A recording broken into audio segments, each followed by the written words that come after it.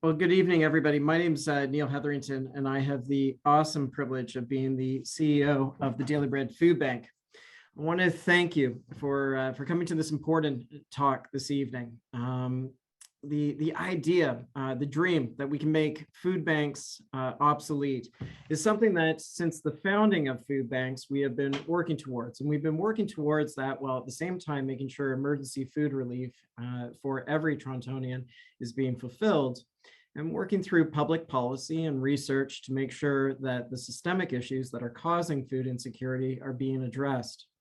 Tonight, you're going to hear some fascinating research. You're going to hear from people on the ground who have made use of food banks, who have insightful comments about how we can make a difference in this city. It was a few years, it was about a year and a half ago that we issued our Who's Hungry report. And in that Who's Hungry report, we talked about the rise in food bank usage as the pandemic hit the most vulnerable in our city hardest. That number saw a 57% increase in food bank usage. And we knew right then that there was a lack of resiliency in our city. And we knew many of the systemic causes of that: a lack of affordable housing, a lack of a decent income, and a difficult pathway to decent employment. But we weren't sure what each of the social policies that we knew were fundamentally good, what the direct causal relationship would be to food bank usage. What would happen if we changed the minimum wage? What would happen if ODSP moved to levels that weren't below the poverty line? What would happen to the number of people who are currently in lineups at food banks all across our city if fundamental changes could be made? And tonight, you're going to hear some of the research that shows what a difference we can make if we act together with solid social policies. I'm pleased that Dr. Kneebone is presenting this research, and that it's being hosted tonight by two board members of the Daily Bread Food Bank. Christine Yip is the first person that we're going to hear from. Christine Yip has been on the board of directors for a number of years now, and knows that in the time that she's met me, I have needed reading glasses, and right now her bio is very small in my screen. But Christine Yip is the founder of Organizations for Impact, a management consultancy that works with leaders across sectors to build more inclusive, psychologically safe, and empowering workplace cultures. Previous to this, Christine worked as a manager at both Accenture and KPMG consulting practices, and as a social policy researcher in the University of Toronto's Mowat Center and the London School of Economics Center for Analysis and Social Exclusion. She holds a master's degree in social policy and planning from the London School of Economics and a master's in industrial and organizational psychology from the University of Guelph. She teaches change management at the York Schulich School of Business. You're also going to hear from our co-panelist, Jamil Clark-Deshand, who is a public policy professional focused on social policy and income insecurity issues, and who has worked in both the public and non-for-profit sectors. Currently, Jamil works on creative placemaking and community engagement at Artscape, a nonprofit development company. Previously, she contributed to the development of policy to enhance income security at the province of Ontario, and as independent policy consultant for Toronto-based non-for-profits. Jamil is passionate about community development and helped start a nonprofit organization aimed at connecting, promoting, and renewing her hometown, Scarborough. So with that, I'm going to turn things over to Christine, who's going to lead our conversation tonight, first with a land acknowledgement. Thanks, Neil, and good job on the bio. I'll resend a shorter one. That was done many years ago. So good job on getting through both of our bios. So I will kick us off today with the land acknowledgement, and then I'll go through some housekeeping items, and I'll hand it over to Jamil to facilitate the meat, so to speak, of the conversation today. So this meeting is being hosted on the traditional territory of many nations, including the Mississaugas of the Credit, the Anishinaabe, the Chippewa, the Haudenosaunee, and the Wendat peoples, and is now home to many diverse First Nations, Inuit, and Métis peoples. We also acknowledge that Toronto is covered by Treaty 13, signed with the Mississaugas of the Credit, and the Williams Treaty, signed with multiple Mississaugas and Chippewa bands. We are invited as treaty people to participate in the Dish with One Spoon Wampum Belt Covenant. The belt represents unity and harmony, and also a covenant with nature. It reminds us of 3 basic rules. Only take what you need, always leave something in the dish for everyone else, and keep the dish clean. The treaty encourages all who live on this land to be caretakers of the land and to take care of one another and learn from each other. So I'll kick off with a few housekeeping items just to make sure we all sort of know what's going on as we progress through the next hour and a half. The Zoom meeting is closed captioned. We also will be recording this evening's session, so you can share it later with maybe individuals you know who weren't able to attend, or if you want to relive the fun and excitement of the discussion today. We will begin with a presentation from Professor Kneebone on the research. This will be followed up by a panel discussion with our guests, each bringing a deep kind of expertise that Jamil will be facilitating. We will then turn it over to the audience for any final questions and discussion. Audience members, your cameras and audio have been turned off, so you could ask questions using the Q&A button at the bottom of your screen. For those of you who are on the phone, you could submit questions via email to, I'm assuming the email is going to be dropped in the chat. It is research@dailybread.ca. The audience questions will be provided to the moderator. So I'll be picking up audience questions at the end of the panel discussion, and we'll get through as many audience questions as time permits. And I think that's it for housekeeping. I'll go ahead and just give a brief introduction for each of our panelists today. A more detailed introduction is going to be popped there into the chat. So if you want to read more detail about each person, just make sure to keep your chat up to do that. So I'll just start with Dr. Ron Kneebone. He is a professor of the department in the Department of Economics at the University of Calgary. So his full bio is in the chat there for you. We also have Mia. Mia is a single mother of 2 children who lives in Scarborough. We have Winnie. Winnie is the mother of 3 young children. She and her husband live in Scarborough, and they both work as PSWs, personal support workers. She recently had to move out and her rent rose. So using a food bank is one of the only ways to make ends meet. We also have John. John is 60 years old. He's worked most of his life. He's currently on ODSP. He has been looking for another job, but hasn't been able to get hired. He also has had to use a food bank to get by. Our 4th panelist is Garima. Garima is from the Maytree Foundation. Her full bio will be also placed along with the others in the chat. We have Kiara. Kiara is from the York Southwestern Tenant Union. And then we have Dina from the Workers Action Center. So we have a variety of different voices with different sort of experiences and expertise on the issue. So we're really excited to sort of jump into this discussion today. I will pass it over to Jamil, and I will be listening to it with the rest of you, and I'll talk to you all after when we get to audience questions. So thanks, Jamil.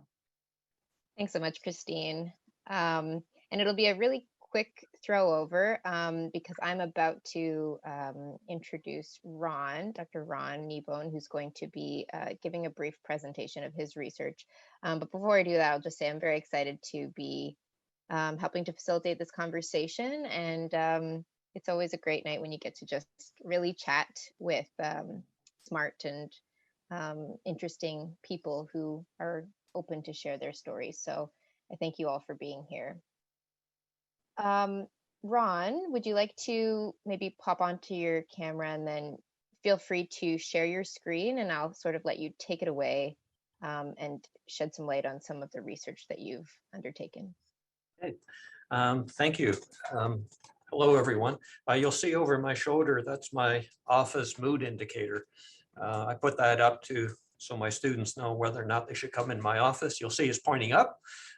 So it's because it's a beautiful day here in Calgary. I do a lot of work with the homeless serving sector here in Calgary. Study use of shelters by people experiencing homelessness. We've done a lot of research on domestic violence issues to do with poverty.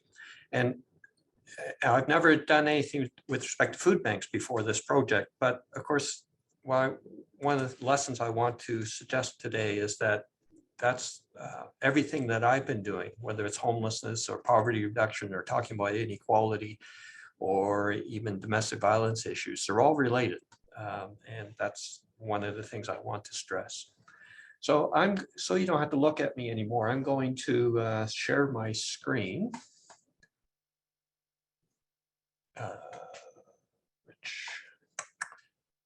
Where am I doing that? Sorry, there it is.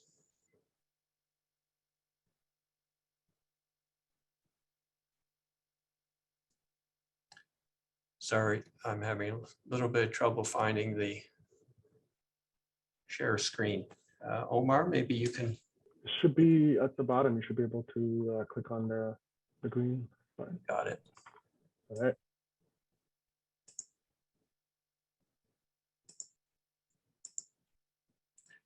There we go. So I hope you can see that. So it's the title of the page, the title page of the paper that I wrote along with my colleague, Margarita Wilkins.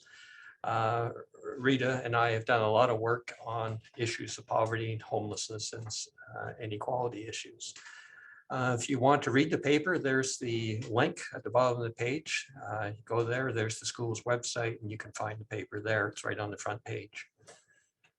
So what we're looking at is the sensitivity of food bank visits to various things that we believe drive those visits to food banks. First of all, I need to thank the Daily Bread Food Bank for making the data available, because these data are not generally available. It's not a Stats Can series that's available. So you have to work with a food bank in order to get access to these sorts of data. So we thank them for doing that and for sharing with us, because I think it's a very important issue, and we're very happy to be able to study it a little bit.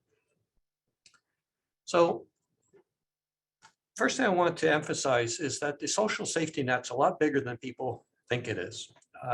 This is a fairly lame graphic, but it's meant to show you that the social safety net is more than simply government.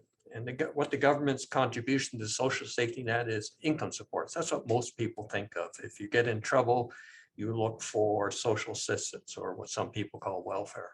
But of course, the social safety net's much bigger than that. Before you ever go to the government, a lot of people will rely on family and friends, for example. They'll try to find employment. If they're unsuccessful, then they have to move to some other source. They're reliant on being able to buy housing, to rent housing in order to survive. So that's also part of this, what I consider part of the social safety net. The immigration and refugee resettlement programs, also part of the social safety net, and one in Toronto, which has grown very important recently because of the large number of immigrants and refugees coming to Toronto. So the social safety net is really pretty big. And you shouldn't take the lines joining those boxes as telling you the whole complexity, because there are lines joining each of these boxes more directly. So it's a very complicated system. And when someone experiences issues with their lives, often they touch all of those boxes. So, for example, and the important point is, I'm now going to call this a balloon rather than a net.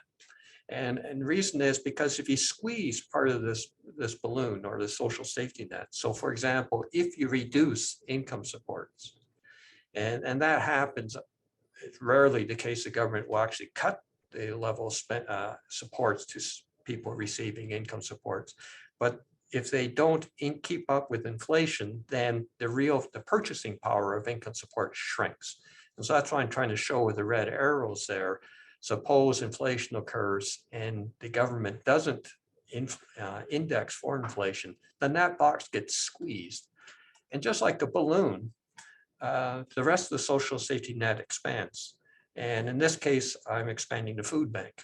It could be any of the boxes could expand. So squeezing of income supports might cause more people to go into homelessness or violence against women shelters down at the bottom. So there's lots of different ways that the safety net balloon experience responds when there's part of it is squeezed. And so really that's kind of giving you a sense of what the research project is going to show, is that food banks, the use of food banks is sensitive to squeezing other parts of the social safety net. Here I'm showing you a table. It's actually from Calgary. These data are from Calgary, or sorry, from Alberta. And what we did here is we showed what would be the life of someone living on social supports in Calgary, Edmonton, Grand Prairie, and the other cities that you see there. And it turns out you can make a fairly good guess at what it would be. So for example, you can look at the level of rents that you have to pay in Calgary, and this is $77. That's for a low quality apartment in Calgary, and that's a weekly amount. That would be a very minimum rent. This is a pretty poor quality rental place. And you also can calculate food expenditures per week. And that comes from Alberta Health Services, the Alberta equivalent of Ontario Health. They provide data on how much it costs to buy a minimally acceptable diet in various cities and for different family compositions. And so what we calculated here was, if I was a single adult, for example, it would cost me $101 a week to feed myself. It would cost $77 on rent. And if I subtract that from the amount of social assistance I'm receiving, I'm in the hole by $22. And you can do that for different cities, as you can see, and for different family compositions. So it's a little bit better with a lone parent and a child because, of course, child benefits are pretty substantial in Canada. But even then, the residual is pretty small. In Calgary, a lone parent with one child needs to spend about $147 on food, $205 on rent, leaving them with the residual from their social assistance income of about $31 a week. Not very much, as you can certainly recognize. So this is the connection I want to make between food bank use and one's budget. If you're living on social assistance, again, these data are for Alberta, but they look the same in Ontario, then you're living on the edge. And if you're not on social assistance, you're just in the first quintile of income. So you're working, but you're not earning very much income. The story is very much the same. Your income is unbelievably tight and you're just making it, if you're making it at all. So after paying for rent and food, there's not much left over. So the point here is that anything that threatens that budget, it might be a few hours of lost work. It might be an unexpected utility bill. Anything like that will cause you to move into deficit. And if you're a middle-class Canadian, then if your spending exceeds your income for a week, you've got savings and you can fill in that gap. Or you could even go to a bank and borrow some money and cover the deficit that way. But if you're someone at risk of using a food bank, you don't have access to this. You do not have savings, and you don't have access to lenders who are not going to prey on you. So that's the connection I want to make here, is that if you're living on the edge, then any unexpected bill, any unexpected loss of income requires an immediate response, like that very day. And so what do? Well, the answer is that you need to, one of the answers is you can go to a food bank. That's the question Rita and I asked. How much does a squeeze in the rest of the social safety net expand the food bank box, and by how much? And what we found is that if rents go up, then that squeezes the social safety net box, the affordable housing box, and it causes the food bank box goes up. What do I mean? Well, if housing costs go up, I'm on the edge. How am I going to pay this bill? I can cut back on my food. I might even skip a meal. I might buy even less expensive food than I did before, but at some point I need to do something more than that.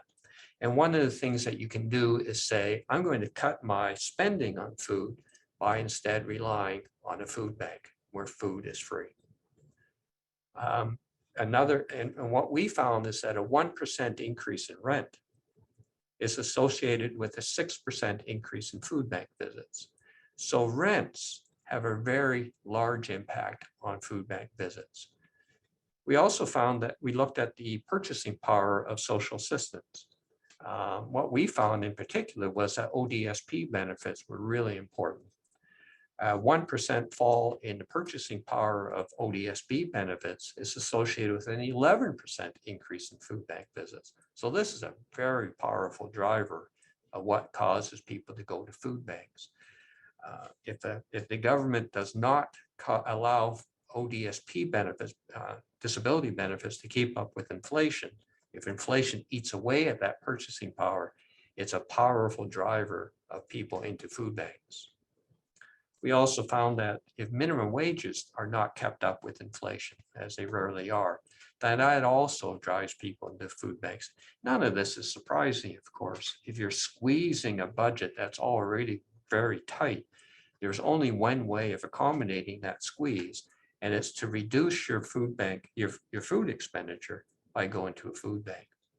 Employment growth is also something that reduces food bank visits. If we can get, and this is pretty obvious, if you can get people better jobs and more secure jobs, they'll reduce their use of food bank visits.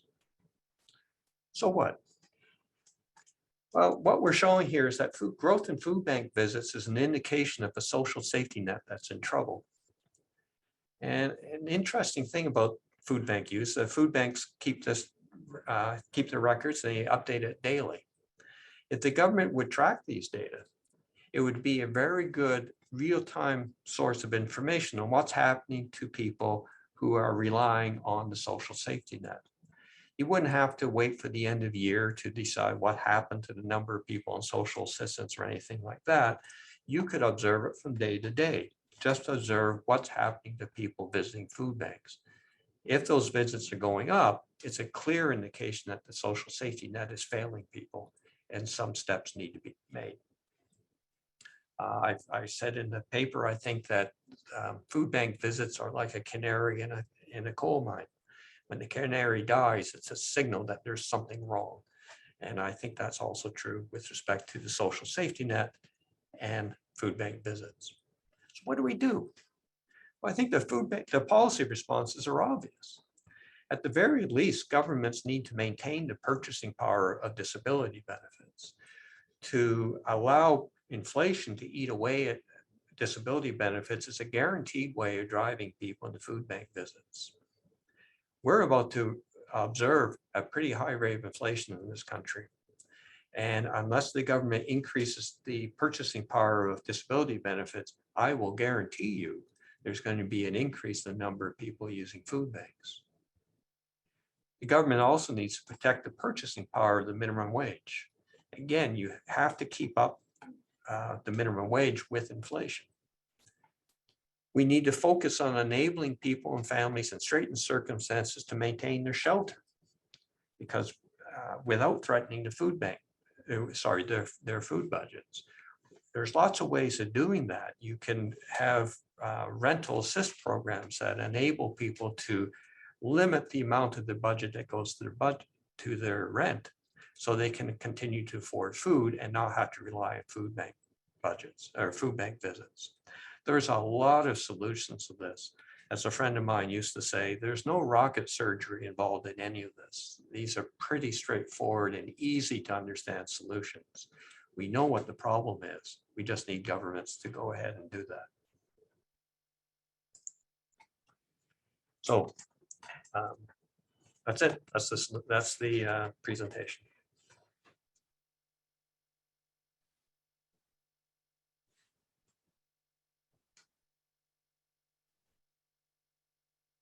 Thanks for that, Ron. I think it's really stark when you see the findings. And I think one thing that might be worth pointing out that I believe, and correct me if I'm wrong, but I believe your data did not include the pandemic period, right? You went up until March 2020. Absolutely. We didn't even consider the pandemic, and that would be another driver of people into food banks. But I think it's really important to stress that with inflation, with ever increasing rents, I know these are huge issues in Toronto. Economists are hesitant to make many predictions, but I'm going on the limb and make a prediction. There's going to be a dramatic increase in food bank visits. We have seen that at Daily Bread. There's been record numbers.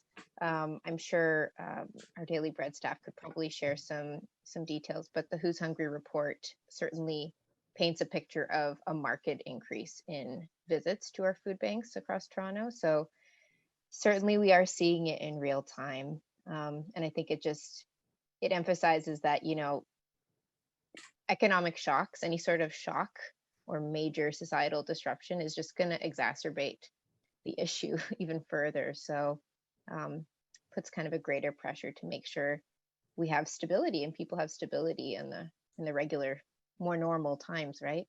Yep. I think it's some people have argued this is a good reason to have a basic income, for example. It provides a foundation for people below which they can't fall. And then that adds stability to their income so they can plan better and not be surprised by having an income fall below some basic level and forcing them to start to skip meals, turn down the heat, and maybe use a food bank. Exactly. And I think your research really showed, it's about income and overall budget. It's not just limited to the issue of food in particular. It's food budgets that get squeezed out by other elements of our basic needs. And so at this point, I think it would be really great if I could ask three of our panelists, Winnie, Mia, and John, to join us. And I think this is we're very lucky to have all three of you with us. And John, Mia, and Winnie are all clients. Like they've all used the Daily Bread Food Bank. Want to push start my video? If you'd like, John, What's you don't that? have to. Okay. If you want to. Okay. Should I or shouldn't I? I'll push later. I'm not used to this thing. No worries, no worries. I think we're all navigating what we're comfortable with in this virtual environment. But we're just glad that you're here. I think sometimes for those of us who have never maybe potentially even been to a food bank, I think it's easy to think about the people who use food banks as very hypothetical. But I think it's great to have some people here who are willing to share their actual stories and their personal perspectives, and maybe shed a little bit of light on the realities, and maybe some of the misconceptions about people who use food banks as well. So I'll just jump right in. Maybe we can start a little bit on employment and wages, earned income. I think a lot of people think of it as the first sort of solution. The idea that if you just get a job, you won't need to use food banks if you just increase your income. And I think we're seeing a little bit that that's not actually the case. And John, maybe I can start with you because you shared with us that you've been looking for a job. What's your reaction when you hear the perception that someone should just get a job and that'll help solve the problem? What does that make you feel? Yo, get a job? Ha. Well, okay, first off, I'm 60. So getting a job nowadays is not as easy as I think. Young guys get jobs. So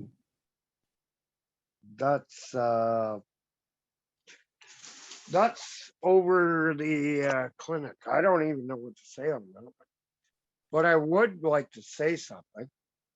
Go Uh, for it. I was listening to most of the conversations that have been going on, and I've been writing down a few notes. And if you don't mind, can I have a couple of minutes? There was a Yeah. young lady at the very beginning said, "Take what you need, don't take any more," and that's right. Food banks, you know what? The first time I used a food bank was in Calgary. 3 kids, 3 cats, and a crazy ass wife. Ha ha ha. No kidding. Christmas time. And now I'm in Toronto, and I've used them here because, yeah, you try to work. When you get older, yeah, everybody wants younger. So, what do you say? Okay, give away. So you work here, you work there, and you make ends meet. But if you didn't have a food bank, I guarantee you. And I listened to, I think it was Ron or Neil was said to me something, or I wrote it down. Expect, yeah, you know what? They're gonna, the food banks are going to get more costly. Uh, I don't know whether it's governments that are involved or who it is, but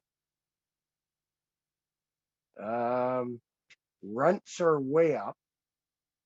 I've got to move. My landlord is telling me I've got to move in the next 6 months because they're going to sell my house. Well, not my house, it's his house. So I just rent the basement. Now I got to move. I pay $800 a month. If I have to move, I'm looking at least $1,600 a month. If I want to rent a bedroom, it's going to cost me $800 a month, and I got to share it with 10 other people in a rooming house. Good luck. Yeah, I think I'm moving to Timmins or Timbuktu, maybe Moosonee. Yeah, Mhm. but I'm telling you, yeah, it's a good thing the food banks are around because if you didn't have them, you'd be lost. Mhm. Thanks for that, That's John. my story. Thank you so much for sharing. I think it really shows that um, people's conditions are in many ways not within their It's control, not right? just mine. It's like 100 other thousand people out there. Yes, absolutely. And actually, No, Dina has people shared. people ask why more people are going to the food banks. Well, okay, can I just, and this has got nothing to do with being prejudiced or anything, but hey, Canada's Canada, and we bring people in here on a humanitarian basis. So we bring them in. Well, we got to feed them. Well, we give Absolutely. them places to stay. So people that can't speak English, I don't care whether you're from Hungary or China or wherever the hell you're from, you're people. We got to feed you. So everybody goes to food bank because Mhm. you can't just go out and get a job. I'm a new Canadian. I just got off, I got off a plane. Yeah, I'm lucky to be in Canada and shit like that. But when it comes down to it, they're people. They're just like us. Everybody's everybody. I But totally they agree, gotta John. eat. Yeah, so there you go. I totally agree. I think there's factors. A few folks have commented in the chat about the effects of discrimination in the workplace, um, towards older workers, but I think even towards some of the groups that you're speaking about, newcomers to the city. And of course, none of us as individuals can do anything about the lack of supply of affordable housing, as you're speaking about, and the vulnerability sometimes of being a renter, but we can get to that in a little bit. I want to talk to Winnie, and maybe this is a great point, speaking about the myth of employment as, the one solution to food insecurity. You are yourself a PSW, correct? And I correct. wanted to talk to you about, during the pandemic, we've seen that some essential workers were recognized with wage top-ups. Some have been permanent and some were not for different sectors. And I just wanted to get your thoughts on that. Do you think that was sufficient? Hmm. And if not, why? Does it miss the mark in any way? Well, it differs from people to people. Like for myself, I have a family of 5, and the normal wage for PSW is $16, and the government now made available extra $3. That's $19, right? But there are other things that weigh down on that wage.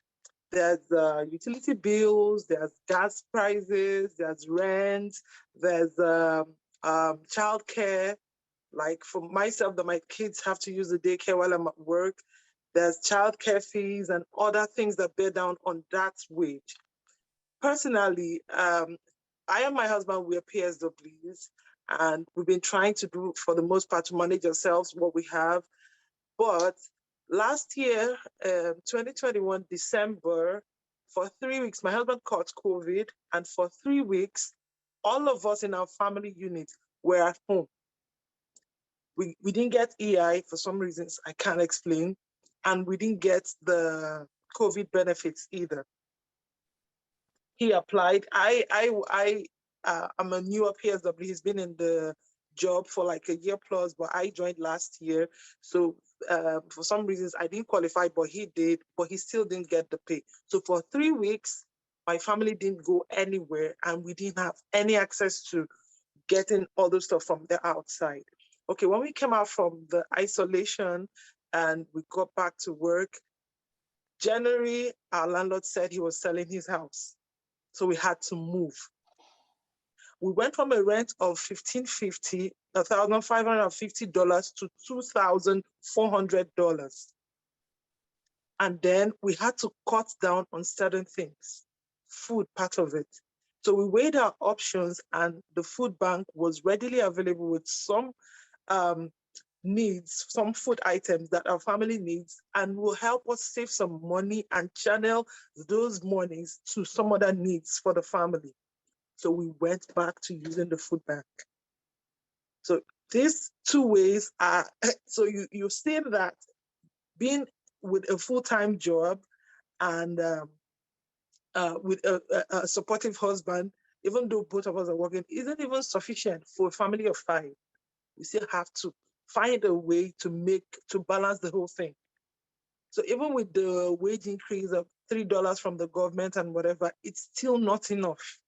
So the food bank helps in a great deal with food items to help supplement what we have to sustain our family. Mm-hmm. Thanks for sharing that. Thanks for sharing that, Winnie. It's horrible to hear when people get, evicted or told they have to leave their homes. It just goes to show the lack of stability when, our incomes are relatively static, and then your rent can completely apart change. from the fact that the rent went up, utilities went up with it. I was paying 40% utilities before, or we were paying, but now it's 70% utilities. And then you know about the gas prices, and a lot of other things are bearing down on this. And then recently, for some reasons again, ours were low on the job.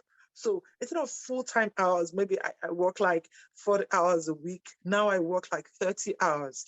What happens to the 10 hours I'm losing? Mm-hmm. I have to create a balance between the work I'm doing and getting food on the table for my family, and especially for my kids. I have a 2-year-old who uses diapers, who uses milk, and some other needs for him.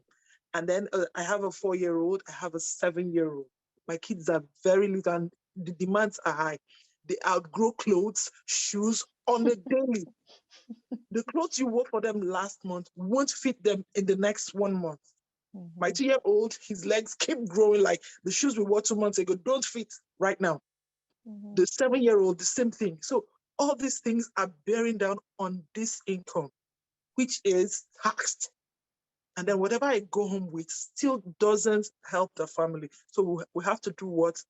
Run to the food bank to be able to get and balance what we have with what the family has left after paying all the bills and that. And you don't have flexibility on the diapers, right? You need the diapers. You need it. You need it. You don't have flexibility on the rent. It's either you pay the amount or you don't. Or you go out into the streets. That's just it. So So food, you know, is food kind very of. vital. It is. Absolutely. Thanks for sharing that, Winnie. Yeah, you're welcome. Mia, I think you're there as well. I don't know if you'd like to share your perspectives as well. And specifically, you know, we're talking about this ambitious idea, you know, how we can make food banks obsolete. And I'd wonder if you have any thoughts on, like, you know, the idealistic view that food banks are just a necessary part of our society, and that, you know, providing food is enough, you know, that it solves the problem. What would you say to that? I think that food banks, this whole idea of even needing a food bank, I think if the government were to really like listen to these kind of sessions and understand that if they were to provide a wage that people can actually live on, or like they shouldn't have to wait until COVID to increase the wage by $3 or $2. They should see that, you know, all the people who are needing to attend the food banks, that there is a problem that needs to be addressed, and that people need to be able to have enough wage so they can live and provide for their families in a sustainable manner. I think that like even like the prices of gas, like they're extremely high. So you have this high gas, how do you expect to go to work, or how do you expect to pick up your children from daycare? And then with the grocery prices, people need to eat, so then they don't, and the prices have skyrocketed. And these are things that you need in order to live and sustain yourself. So I think the government needs to try to find a way to make things equitable for everyone to be able to live and provide for their families. And even like with all like the rising increase in rent, my rent went up by $17.40. And so that people may say, oh, that's not much when you calculate that by 12 months. And that's like close to $208, and every year it's going up and going up and going up, but then yet the wages are not increasing as these prices are increasing. So like you have a very big difference. You have like these increasing prices, but then your wages don't increase accordingly with these prices, so it makes it very difficult. And although it's nice having like the child benefit programs, which have been very helpful, all like the different costs that go with having children, like it doesn't equal up. See, although you have these benefits for the children, then the cost of raising a child, it it's just a lot. It's a very lot. With this COVID, it's definitely been a great impact, and there's not been very much support with the government. So having these food banks have definitely been very helpful to be able to afford food and to provide for your family. But yet it still has been a very stressful experience, and the government needs to, like, they should be attending these kind of sessions and hearing what people firsthand have to say about their experiences, and they should be like trying to create a wages that people can live on so that they don't have to be attending food banks. And I think more needs to be done to help people, because as they can see, many of us are suffering, and there hasn't been very much help. Although people have been speaking their mind and they're attending food banks and they're doing all these things, there has not been very much support or assistance. And I think a lot more needs to be done to help people and help their families and their children. Thanks for sharing that, Mia. I think it's interesting to hear your, you know, you faced a rent increase. And I think it's really interesting to see from Dr. Kneebone's research that even a 1% increase in rent contributes to an increase in food bank usage. which I find really interesting because, even for those who have rent control, their landlords are capping their increases at 1.5% as if that's, okay. But even that has an effect on people's food security, right? I wanted to maybe go back to John really quickly, and what we can maybe just talk a little bit about government and what government can do, and specifically income supports. And John, I understand you do receive ODSP, and even with ODSP, you still utilize the services of the food banks. And I guess I'm just wondering, Pushing you know, around what, button here. sorry? I'm just wondering, what are the other options for folks who are on ODSP if not food banks? Like realistically, what does the government, what other possible safeguards do you have other than going to a food bank?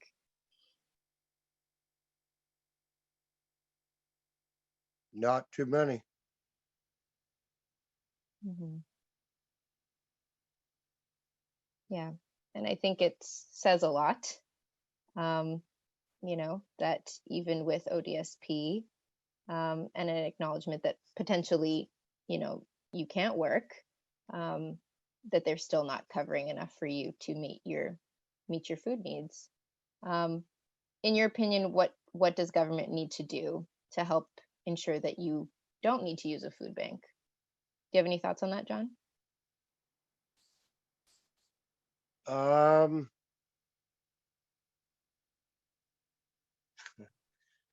I got many thoughts on that. Yeah. They better stop spending so much money on each other. And I mean, I I don't know. It's the government. Mhm, They kind of run themselves. mhm. It almost feels like they're building in the assumption that people will just use food banks, doesn't it? Yeah, more Yeah, or less. yeah. More or less. I think grocery stores will be obsolete in a few years. Mhm. No kidding. There will Wow. be no more grocery stores. Everything will be going down to the government. It's like Putin. I don't even know what to say about that one. Mhm, Food banks are here for people. I don't use food banks every week. I don't go to them every week. I don't go to them once a month. I go to them when I need to. mhm, Seriously. If I've got a few bucks in my pocket, I'll go to the grocery store and I'll buy my food. But when I need to use a food bank, I go and use them. mhm. Yeah, they're Yeah, sort of different patterns of usage, I think we've seen through the I do. research. Yeah. Yeah, if you look at Mhm, my on my, I think I got a card. I got a number somewhere, and I use it. And I go here and I go there, and I know the people, and they know that I don't go there unless I actually need to go there. mhm. Eh, so that's why I use a food bank. Yeah. Thanks for And that. it's a good damn thing that they're around because you know what? If they weren't around, you couldn't use them. And you, Mhm. yeah. Thanks, So you John. don't need, I don't need to go there every week because I mean, I'm a single guy. I eat single portions. So, can of spaghettios will last me a week. Mhm. Thanks, John. And no kidding. Thanks for that. I just wanted to ask one quick question before we move on to some of our other panelists, because we've touched on housing a little bit, obviously, and the costs of rent. And we've seen from the research what a huge impact rent has on food bank usage in general. And I guess this is a question for anybody, but I don't know, maybe Winnie or Mia, if you want to take this. But the question is, if we keep seeing the conditions that we're seeing, the housing market, and even inflation and overall goods and food, especially.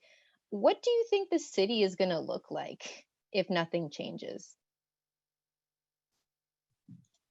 Well, I feel that this is Mia here. I feel that if Mhm. like these prices keep on raising and the government isn't doing something to like provide a wage that is in line with all of these increasing prices, I think many more people will be having to be visiting food banks because their jobs just are not providing enough to live on.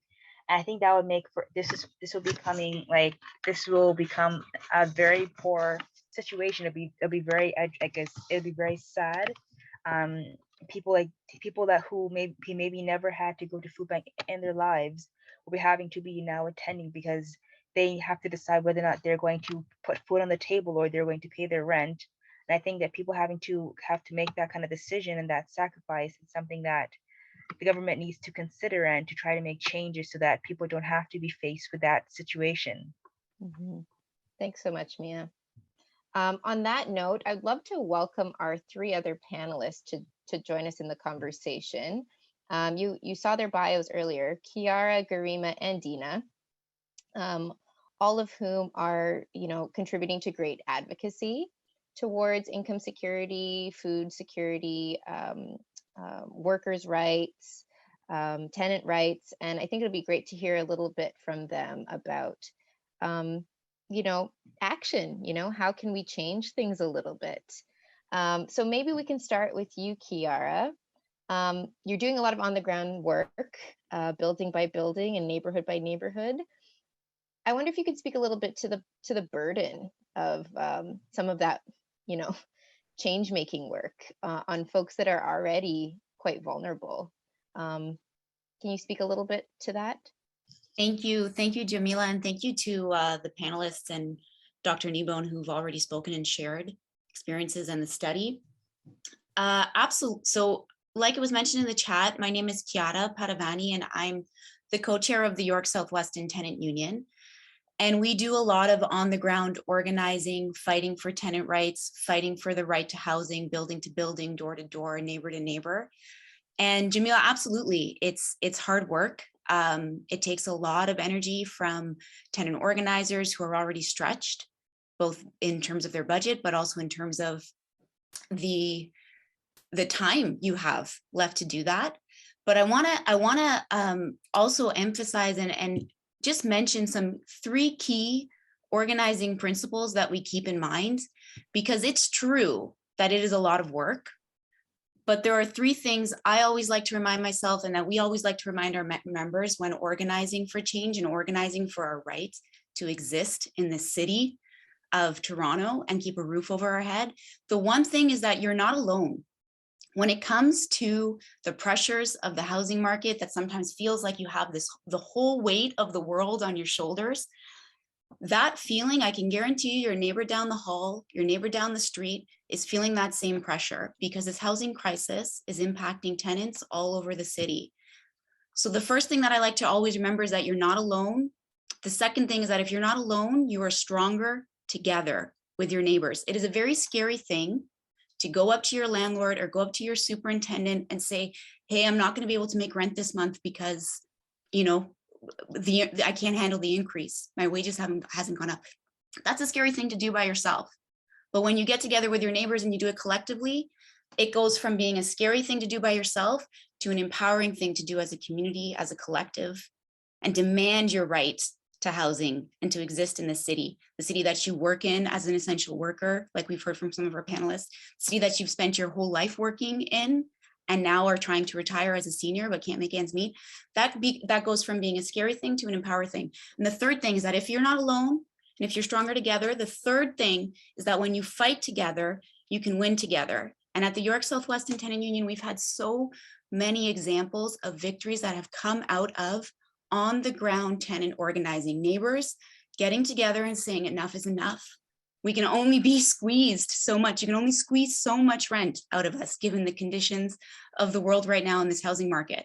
And so I want to talk I know we've got so many panelists and I want to hear from Dina and Garima, but I want to mention just one example of a victory, because when you get together, you can actually organize for more affordable rent. And I want to talk, we've done that throughout the pandemic.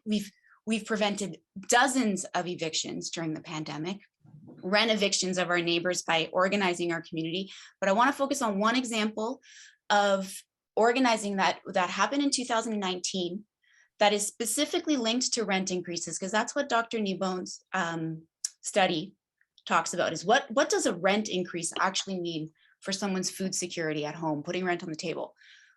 In 2019, one of our tenant associations in 22 John Street was facing rent increases. Some of those tenants, we're talking about what a 1% increase does. Some of the tenants in that building were facing rent increases of 20% from one day to the next, needing to come up with an.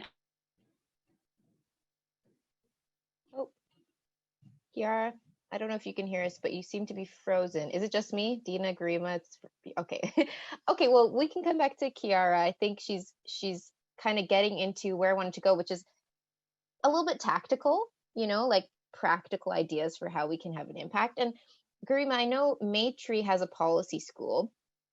You and I share a policy background, so it's a little close to my heart. But I guess I'm just wondering, what do you think the value is of kind of sharing that technical or policy awareness and knowledge with folks like Kiara, folks like Dina, folks on the ground who are trying to make change? Yeah, absolutely. Thanks so much, Jamil. And let me also start off by saying thank you to Dr. Kneebone, Weenie, John, and Mia for their thoughts earlier. Their lived experience tells the stark reality of what is going on, right? And I think in policy circles, we often think about things in the aggregate, right? How many millions of people are being affected by this? What does a 1% increase actually do? What does a 5% increase actually do? And the stories by Winnie, John, and Mia tell us that, we're not doing enough and that we're not listening to their voices enough. So in addition to the work that Kiara was talking about and that Dina's organization undertakes around the importance of organizing, which is a critical element towards creating the type of progressive social change that we're looking for.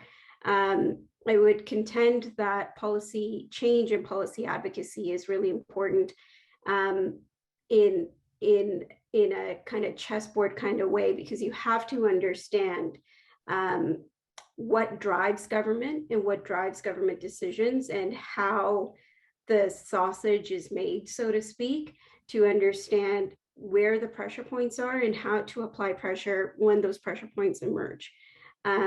It is not a science. It is more of an art than a science, and it requires sustained pressure over time. There is never going to be, it's very rare where there's a moment that galvanizes people so much that we see long-term sustainable change. With the pandemic and the onset of other pandemic related supports, people really championed this idea of build back better, that somehow we were going to come out of this pandemic. The idea was that we were going to come out of a pandemic and not be in wave after wave after wave, and that we would learn about the horrors of income insecurity, of housing insecurity, of hunger. And we haven't. And so we're actually doubling down on our worst instincts. And I think a lot of that has to do with, our natural inclination to go back to or government's natural inclination to go back to the way things were. But people are demanding better and people are demanding different.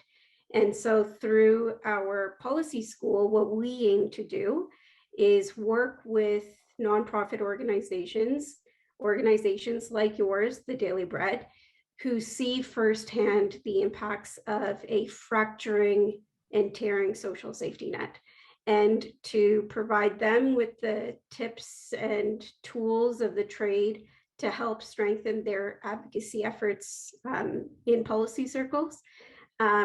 We've been really lucky to see that some of that work is creating sustained change, and that some of our partners in policy school have been able to advocate for change that they're looking for. But there's a lot of work to do, as has been clearly demonstrated today. Mm-hmm. I'd love to come back a little bit to tactics in just a moment, but I just want to maybe give Dina a chance, because I'm curious, Garima and Kiara have sort of talked about like the effect of the pandemic and how it's sort of created a window or conversation.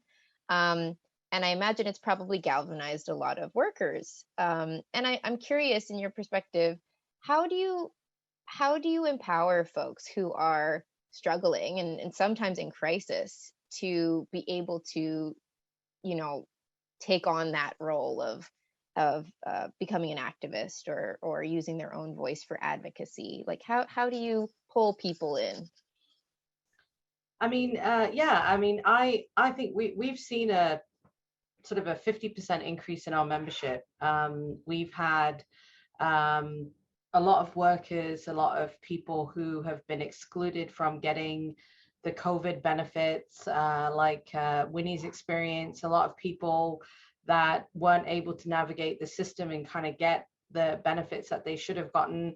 The kinds of working conditions literally go down the toilet during the pandemic, employers expecting so much from workers. And frankly, a lot of workers who weren't able to stay home were international students, were migrant workers, were people with precarious immigration status who had no choice and then go to work and have work intensification and being put in really awful situations with no safety protocols. So, I mean, that can either, you know, make you really incredibly depressed, or it can make you say, absolutely, I shouldn't have to go through this and my community shouldn't have to go through this. And I think a lot of the work that we do is actually policy work. We take a range of practice, you know, a range of strategies. So you want to talk about tactics. Well, we believe in, like, I guess it depends on your theory of change, right? And I think for us, we believe that we need to build a strong movement to challenge the government and to say, you know what, we're not going to go back to what was the normal before the pandemic, because that was a really bad normal for everyone. And frankly, nobody was surviving and people were really suffering. And I think we have to remember, you know, which is what's so great about, you know, Dr. Kneebone's report and about this panel, is the exact correlation between the kinds of supports. And we see this every day at the Workers' Action Center, because like, and that's why we fought for a $15 minimum wage. And that $15 minimum wage was actually supposed to have come in 2019, right? And so we've calculated that in the last 2 years, basically, we have seen minimum wage workers lose between $3,000 to $6,000 of wages because of that strategy by the Ford government to take away the $15 minimum wage, take away the indexing of minimum wage. So actually the minimum wage would have been $15.75, which, you know, as we've seen from the report, would make a huge difference. They took away equal pay for equal work. So again, you know, what's really important to understand is that it's not just wages, it's how you get paid. So if you have systemic inequities in your workplace, and personal support work is a perfect example, right? We have personal support workers who are only allowed to get part-time hours, are working through temp agencies, so they're no benefits, low wages. They also, if they're part-time, they get less money than full-timers. If they're temporary, they get less money than full-timers. If they're contract workers, they get less money. And so, you know, this, and to Donald's comments, this is all political. This is about political choices that governments make about who they're going to support. Are they actually going to raise standards and benefits and minimum wages for people living in poverty? Or are they going to ignore the evidence that is before them? And this is not just the first report, right? We've had report after report after report. We've had worker after worker speak up about these issues. We had a 3-year investigation into precarious employment from 2014 to 2017 that looked at the state of the nation in terms of the lack of enforcement and the poor working conditions across this province. So I could give you 5-10 boxes of reports that show how bad things are. So we have to organize, we have to build the power of our communities to not take this. And the kind of organizing that Kiara is doing in York Southwestern is exactly a perfect example of that, because if we don't feel the power, if we don't have the expectation that we should get a higher wage, that we should be treated decently, that we should have affordable housing, we might as well just give up right now, because I think that we have to demand more. We have to organize more, but we also have to open up the spaces in our community agencies and our organizations for people who are directly affected to take that leadership and lead with it. We can't control, we should be controlling people and saying, no, you can only do this. You can only go talk to your MPP. You can only write a brief. You can only do this. No, we have to open the doors and we have to allow people to feel the full benefit of their power. And that means really kind of letting go and supporting people who are directly impacted to do what they need to do to fight for these changes. And we're not going to get them because the government suddenly sees the light and says, oh my God, if only I'd realized that people needed a $15 minimum wage. I didn't know. I mean, come on, let's be real. This has been a conversation that's been happening for years, ever since Mike Harris cut social assistance in 1995 of 23%. We have been struggling with ODSP and social assistance rates. This has been a fight for nearly since 1995, okay? So poor people are stigmatized by our communities and we're told we're not deserving of a decent minimum wage, and you just be grateful to have any job you get, and you be grateful for the social assistance rates. That is not the society we need to build. We need to have a society that says, we need to support everyone. There is enough money in the system for all of us, and we shouldn't be put in this terrible situation where we've got people living on $700 a month on social assistance. It's absolutely appalling. Yeah, thanks so much for that, Dina. And it just prompts another question. Maybe we can go back to Kiara really quickly. You got cut off a little bit there. But I think, thinking about how we make sure the most vulnerable, the people with lived experience, are being heard. I think we're seeing a dialogue around housing now more than ever. But of course that the question of affordability has become such a big thing, right? Now people with middle incomes are really being affected and priced out of the city. So I guess my question is, what do you think can be done to to ensure that the deepest levels of affordability in terms of housing are still offered and supplied by the market? How do we ensure that the folks who are truly in low income are going to have their needs met in the housing market?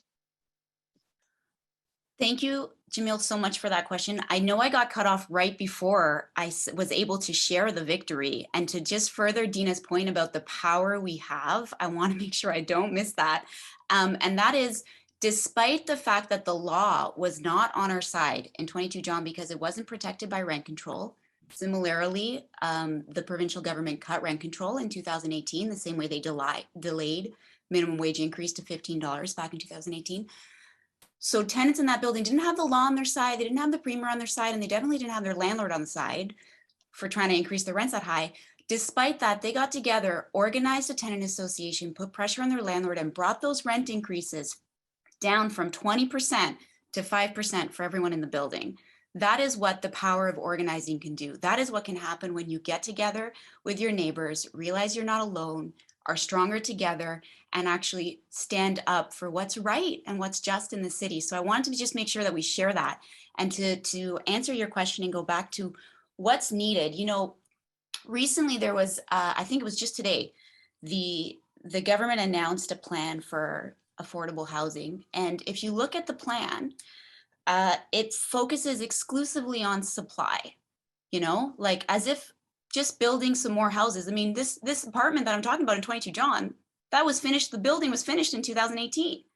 Well, that's not going to solve the affordability crisis of housing and rent if we just keep building new buildings like that, where tenants are going to have to fight to keep their homes because rents are going up so high in the city. So whether or not supply is the solution to the housing crisis, the reality is that actually isn't going to solve anything. One, because of the cost of rent in the city. When you let housing prices be controlled by profit, it's not going to solve the affordability crisis. But the second thing is that they're not going to get built anytime soon. It takes a long time to build a building, right? Mhm. But there are policy solutions and policy changes that can happen today that can have an impact on affordable housing in Toronto immediately. And similarly to what Dina was talking about, these are things that actually we already had. In the 90s, we had real rent control. In the 90s, we had vacancy control, which would have decentivized landlords to try to evict tenants from their homes in order to double the rent for the new tenant, because it would have been controlled based on the rent that the tenant previously was paying.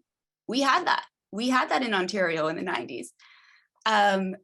Breaking down, I want to give a shout out because I know the Weston Area Emergency Support Food Bank is on the call, some volunteers from that food bank. The buildings right next door to that food bank are now undergoing the most above guideline rent increases in the city of Toronto. The most. That food bank is already one of the busiest in the city of Toronto. And so now the tenants who live closest to that food bank are facing some of the most above guideline rent increases. In the 90s, you weren't allowed to raise rents above the guideline. That wasn't allowed. So what the York Southwestern Tenant Union is fighting for in terms of policy solutions to keep housing affordable and protect the more affordable housing that already exists in Toronto, that would have a dramatic increase or impact on tenants who are living now in Toronto trying to keep a roof over their head, are three things. Number one, bring back rent control. Bring it back. We need it back. The housing crisis, when you just rent bait for profit, new apartments right now, another study just came out, new apartments in Toronto are going for $2,200 for a 1-bedroom. Who can afford that? I can't afford that. But if I get evicted, that's what I'm going to have to find a way to pay as a tenant in Toronto. So number one, bring back rent control, bring back vacancy control so that it doesn't matter if you're a new tenant moving in. Your rent is protected by rent control based on the previous tenant. And number three, get rid of AGIs. AGIs, no, above guideline rent increases. If you're a landlord doing business, maintaining capital repairs in your building is just part of doing business. You pay your rent so that your building can be maintained. And if any corporate landlord says, oh no, we can't afford it, remember that throughout the pandemic, corporate landlords were making more money than they ever were before. And those profit and those investments continue to increase. So when somebody says, oh, it can't be done, or we can't afford it, I don't buy it. The York Southwestern Tenant Union doesn't buy it. And tenants all across the city and this province are now standing up and demanding better, and we're winning. And June 2nd is an opportunity to demand better from our government. Thank you so much, Kara. Some amazing work that you're doing. And I can already tell why people are following you. The passion is evident. Garima, just quickly to you, you worked in government, obviously in the Ontario government. I wonder if, what's your insider perspective, hearing these sort of policy solutions? Is there a tip or some sort of advice you might give with, a sense of how the sausage really gets made on the inside, that you might be able to provide? Yeah, sure. Thanks, Jamil. First I'll clarify that I was in the official side, so on the civil service side. And so what I can say is from that perspective. And I think that what I'll say is a thread that has been carried throughout this entire conversation. I think that many civil servants, are people, and the stories that we hear time and time again is, there's this underlying philosophy of income supports in Ontario that needs to change. The underlying philosophy is that you keep rates low so that people are incentivized to work. And that was a terrible philosophy in the 90s. And work does not pay what it used to, right? So people aren't able to make ends meet on one job. They're not able to make ends meet with two jobs. So what you've had is this, like, people are being told, like, philosophically, there's this underlying idea that you keep rates really, really low so that people will be incentivized to go to work. That makes sense on economic models. That makes sense on like fancy Excel spreadsheets, but that does not make sense in reality, right? It doesn't make sense when work is increasingly precarious. It doesn't make sense when people can't have control over their own schedules. It doesn't make sense when people have to take 10 buses to get to their site, their workplace. It doesn't make sense if they can't find childcare. It doesn't make sense if they can't live close to their jobs, right? And so this is the central issue that I would suggest, is that we have to change the narrative around income support and social assistance, that this connection between support and work is old and doesn't make sense. And the connection needs to be between the level of income support and the level that people need to actually live a life with dignity. So I'd say that is on the income support question, and I'm not talking about labor and wages, which is a separate, connected but separate issue. But on the income support side, that is one thing. So if we take the perspective of a civil servant and we think about how we change the hearts and minds of people on the inside, I'd say that is like the determining factor. And once you can start getting people's minds around that, you can start to actually have doors open towards other types of supports, be it through income, be it through services, be it through, we've talked a lot about services and supports, but regulation is equally as important.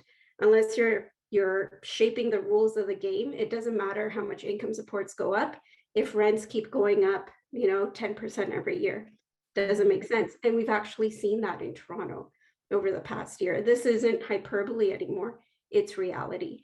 And so that's where I'd start, civil service.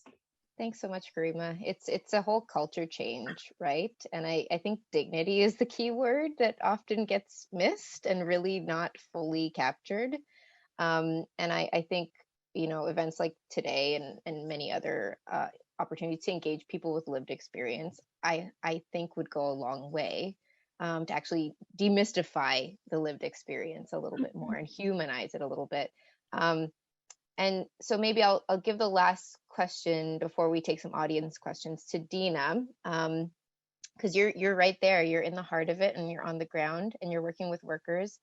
And I guess, you've seen some successes, advocacy successes, and I just wonder what is the secret sauce that you've seen from the grassroots perspective?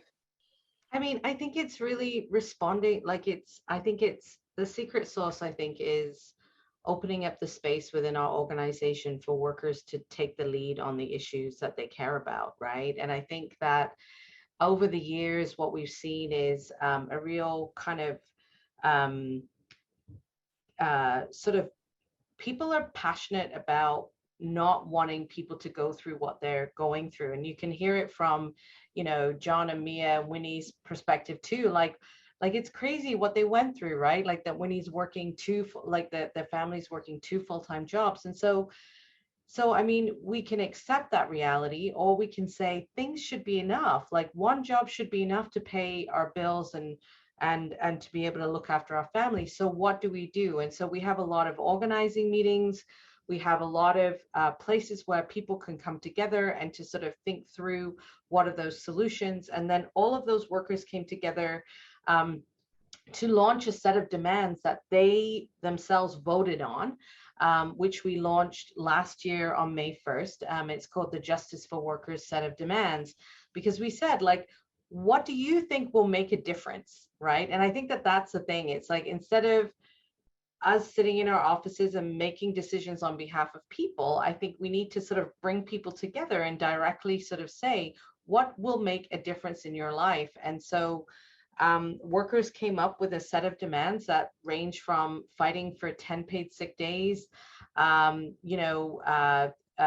more protection against temp agencies, ensuring that they have status of employee when they're doing food delivery work, a $20 minimum wage, all of the things, equal pay for equal work, things that would actually bring more money in their pockets and would provide more security of hours and more dignity on the job. Dignity and respect were a huge issue.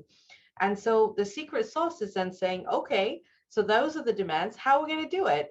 How are you going to organize in your, in your community, in your first language? How are you going to try to mobilize people to fight for this? How are we going to, do this organizing. So many of our members are out on the streets, talking to people, door knocking in their apartment buildings, writing articles in different, immigrant and ethnic and community newspapers, like having those debates, having those conversations, but basically saying, if we want this to change, we have to do this. Nobody is going to do this for us. We have to actually make this happen. And so we open our doors to that. And I think that is the secret sauce. It's kind of connecting the front on the ground frontline services to actual solutions and building the capacity and supporting people to fight back. And I think that's been how we've managed to fight for things like the 3 temporary paid sick days, ensure that people have had $500 a week during the worst parts of the pandemic, and get a $15 minimum wage and start to sort of see some of these improvements. And that's been under the Ford government. So imagine what we could do if we get a different government, hopefully on June 2nd, that actually cares about people. That would be nice. Thanks, Dina. I think that's really critical, right? Is everybody fully acknowledging their own power and seeing the policy world and seeing the decision-making world and change-making as something that we're all a part of. And it's not just something that has to happen to us, but we can actually have agency within and influence. So I can't believe it's already almost 8, and I appreciate all 3 of you so much for all of your insights. I've been told that maybe there's not that many audience questions, or that the questions have been answered. They've been answered on an ongoing basis. So perhaps I might just welcome Christine back to maybe give some closing remarks. And really, I'm so happy that I got the chance to chat and meet you guys. I already knew Garima, but really great to meet you, Kiara and Dina. And hopefully this will be just the first of many conversations that we can facilitate on these topics. So thank you. Thanks everyone on the panel. We said we were going to do Q&A, audience Q&A at the end, but everyone eagerly put their questions in, and all of our panelists in the background were responding to people's questions as we went. So thank you all for doing that. That made for a much more efficient use of our time and made sure questions got answered and conversation can sort of still go. I was sort of asked to, throughout the last hour or so, I was kind of making some notes to really give a summary of what we've talked about. And I think we've touched on so many important pieces. And what kept coming up in my head that sort of was linking a lot of the different pieces is this idea that the social safety net that was developed, or the foundations of it that was put in place, it was in a very different time. It was post-World War II, where you had full employment, full long-term stable employment. And we've known for a while that the labor market is changing, and the social safety net as it was designed, and as Garima mentioned, the philosophy behind it just doesn't match the labor market it was designed for. And I think when we heard Dr. Kneebone talk about, rising food bank activity means the social safety net is in trouble. There it is. There's a clear canary in the coal mine. More than, the canary's been there for a long time. There's 100 canaries now coming out of the coal mine. And it's a very clear indication that the social safety net isn't working. When we talked to Mia, Winnie, and John, they talked about access to labor market. Jamil asked the question, what do you say to people about just get a job? Well, that question is based on the assumption that the labor market is actually supposed to provide wages that match the cost of living that are stable. And what we heard from all 3 of them was that that's not the case. Access to the labor market changes depending on many factors, including age, background, whether you're immigrant or refugee. Costs of living are going up and wages aren't going up with it. And I think when we talked to Garima, Dina, and Kiara, I think it was really clear of, well, what do we do about it? And the power of sort of collective action coming together, using sort of democratic forces to bring people together to take power back and really lead the government to where they need to be. Because even despite all the information that they're getting, they're not doing it themselves. And then some really good discussion around, putting pressure points on starting to try to change the philosophy that we use or the fundamental outcomes that a social safety net should be looking to achieve. And we can't just depend on the labor market anymore. There has to be other ways. And food banks right now are a stopgap that's providing a lot of important support, but that's not a long-term solution to the problem. We have to reframe what the social safety net looks like, and it requires collective action to do that. So that was my big summary of all the different pieces together. Hopefully I did it justice. I want to thank everyone for taking the time, the audience for taking the time to be here, and all of the great comments and questions. All of the panelists, so John, Nia, Winnie, Dr. Ron Kneebone, Garima, Kiara, Dina, for all of your work, and for coming forward and talking about your experience and the work that you do. And Dr. Ron, please do thank your research partner for the research work that you've done with Daily Bread. We've talked about having research like this and having studies like this that really articulate sort of in dollar figures.